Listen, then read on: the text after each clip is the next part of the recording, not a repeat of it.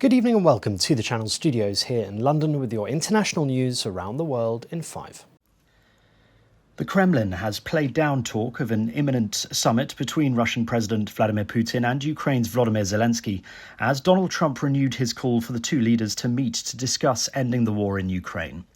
The push for a bilateral meeting comes after the US president met Putin in Alaska last week and welcomed 7 European leaders and Zelensky to the White House on Monday. Meanwhile, Donald Trump has said American troops will not be sent to Ukraine, but the US may provide air support as part of a peace deal with Russia.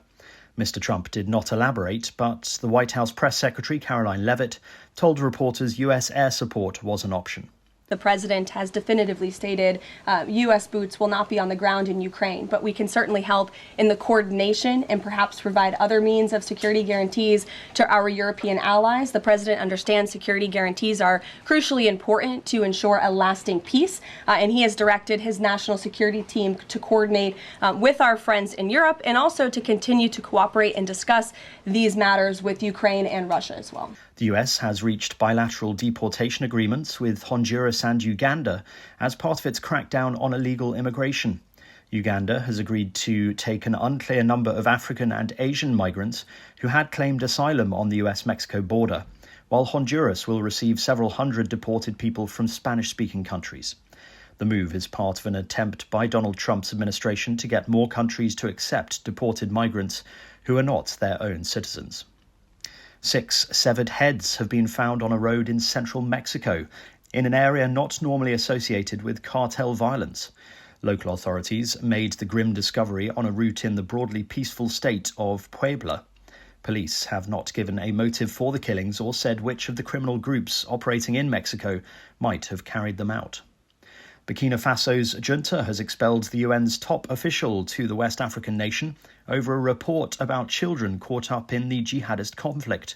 Carol Flores-Maretsniak was declared persona non grata because of her role in drafting the report that came out in March.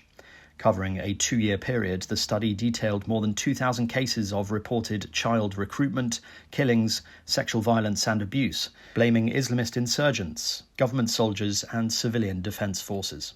Heavy rainfall in India's financial capital Mumbai has disrupted the lives of millions of people, submerging roads and leading to flight and train cancellations. Many parts of the city remain inundated in waist-deep water, with videos showing residents swimming through waterlogged roads as garbage gushed out from clogged sewers. Authorities have rescued nearly 600 people who got stuck on an overcrowded monorail system that stopped mid-journey. At least 23 of them had to be treated for suffocation. Eyewitnesses have filmed the moment debris skyrocketed into the air after an explosion in Wilmington in North Carolina. Oh my gosh. The explosion was a result of a car crashing into a building's gas line, causing it to rupture. 3 firefighters tackling the gas leak were injured in the blast. And a landmark 113-year-old church at risk from ground subsidence is being relocated in its entirety in a 5-kilometre move along a road in Sweden's far north.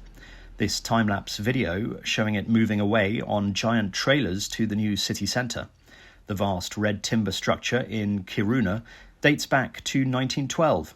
Travelling at a maximum speed of 500 metres an hour, the journey is expected to take 2 days. The old city centre is at risk from ground fissures after more than a century of iron ore mining. The church's move is the most spectacular and symbolic moment of the wider relocation of buildings in Kiruna, which lies 145 kilometres north of the Arctic Circle. We have the church in itself, it's like a triangle, so it's a very good construction for moving. And we have the beams, steel beams, under here in 3 layers. And we have secured the altarpiece, the painting inside, and we have secured the organ, the church organ. And that's your international news around the world in 5. Now back to the Channel Studios in Lagos.